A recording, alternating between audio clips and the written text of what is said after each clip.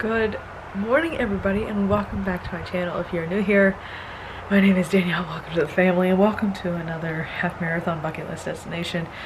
We're currently in my favorite place. You guys know this row right here is my favorite row to be on. We're in Pirates Cove. We're in the Outer Banks because we're checking off North Carolina this weekend. It's a very, very short vlog you guys are going to see because it's day before the race. We have expo to go to, we have hydration to do, we have a great meal to have, but we're going to have some great fun with it. My Uncle Brett and my Aunt Paget are here with us. We got here yesterday. We were dodging some bad weather, but we are here. We've got the Outer Banks half marathon tomorrow morning. Yeah, it's going to be a good one. We have some great weather. It is actually like, it's 70 degrees here in November, guys. 70 degrees. In the Outer Banks. It's sunny, it's beautiful. We're here for it. But I'm very excited. My dad is running this with me. I don't think we're gonna be sticking together, but he is doing this as well, so I suckered him into it. So we are both doing it. Very excited about it. It's gonna be great. But yeah, bucket list number 4. Welcome to North Carolina, guys. Let's get prepped for the race today.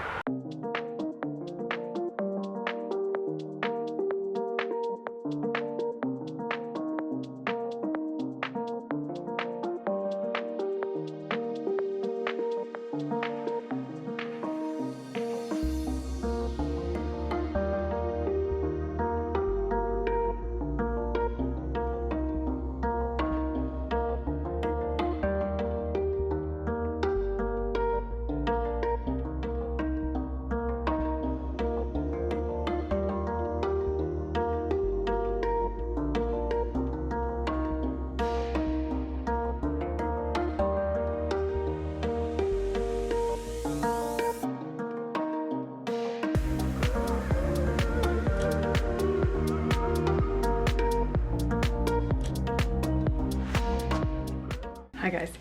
Okay, so catching up real quick. We went to Expo today. We had pasta dinner. We had people over. Got my shirt ready, which I showed you guys. This is the first time I'm ever pinning it before I put it on, just because I always have a fear that I'm gonna rip it. We're gonna try it out. Here's what else I've done today.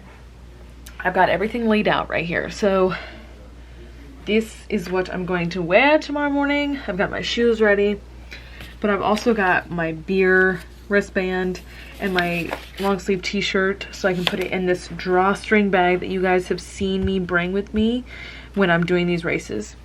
I got my dad's stuff that he's going to put in this bag as well because he's running the race with me, so this is his after stuff.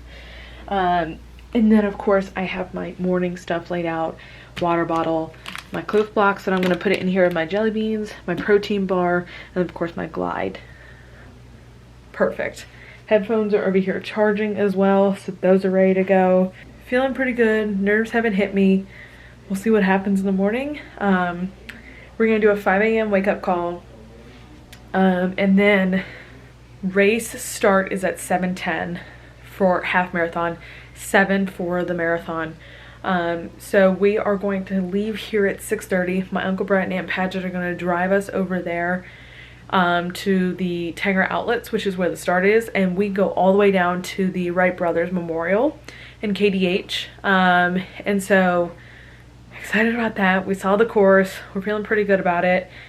We know most of it, which is fantastic. But yeah, so 7:10, but that gives us plenty of time in the morning to eat what we need to, stretch, get dressed, yada yada yada, and then plenty of time for us to go over there. They have the porta potty set up. Make sure if we need to use the bathroom, use the bathroom. If we need to do whatever, do the last little bit of stretch. Make sure where we need to be, etc. So 5 a.m. wake up call. Getting all this stuff together. We're close to going to bed. Very close.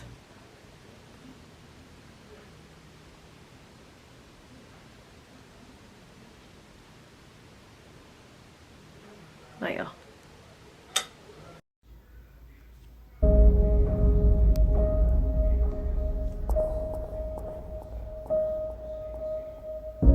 I can't understand long distance people. They work so much and they run so much. Even in their warm up day, they run for this miles upon miles, getting their legs warmed up. And I always ask him, like, how does that make any sense at the start?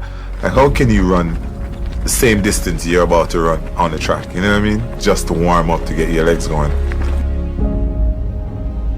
Obviously, marathons are painful, but for you, it's about being able to deal with pain yourself and also inflict pain on others.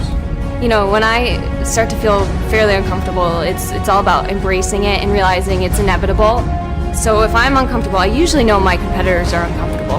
If they're straggling behind, that's kind of the time when I say, I'm going to put the screw in. I can tell that they're either struggling mentally or physically, so I'm going to just push it and just see if I can break them.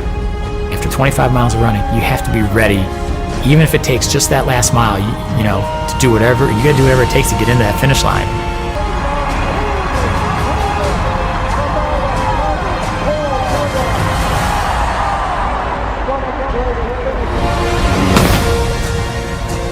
All men dream, but not equally. Those who dream by night, in the dusty recesses of their minds, wake in the day to find that it was vanity. But the dreamers of the day are dangerous men, for they may act their dream with open eyes to make it possible.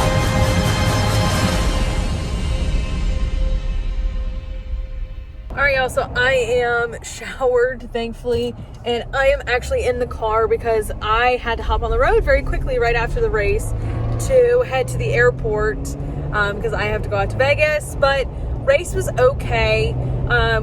We knew there was a chance of rain when the race was starting. The good news was that when we were looking at it, the rain was supposed to be out of there by 7:45 with a race start of 7:10. When we got out of the car though, my Aunt Padge and Uncle Brett dropped us off near the start. When they dropped us off, we like stepped out of the car, walked across the street, and it started sideways raining. I mean, it's sleeting, everything, and it was probably 20 knot winds. So it was not a fun start. It was a very drenching race, which I don't think I've ever experienced that before.